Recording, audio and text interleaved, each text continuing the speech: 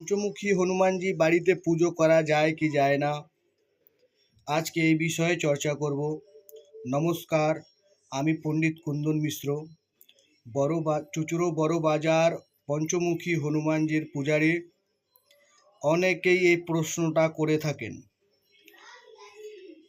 প্রথমে বলে দিই যে পঞ্চমুখী হনুমানজি আপনি বাড়িতে পুজো করতে পারবেন। এটা একটা গুজব ছড়ানো হয়।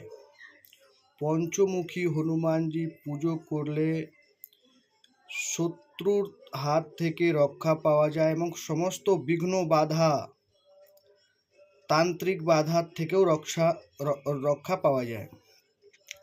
তো এইসব ভুলভাল জানে না লোকে, তাই বুঝিয়ে দেয়।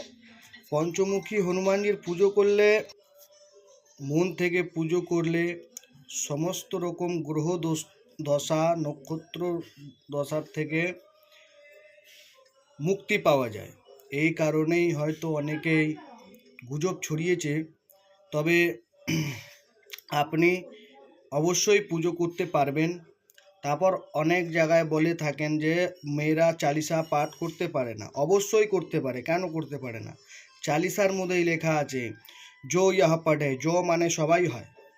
ব্যাকরণ, ভাষার ব্যাকরণটা পড়লেই ওনারা বুঝতে পারবেন যে এখানে কারোর বাধা দেওয়া নেই। তো অবশ্যই পুজো করুন এবং চালিসা পাঠ নিত্য যতবার পারবেন অবশ্যই করবেন। মঙ্গল হবে এবং ভালো হবে। নমস্কার, জয় শ্রীরাম, জয় পঞ্চমুখী হনুমানজি মহারাজ।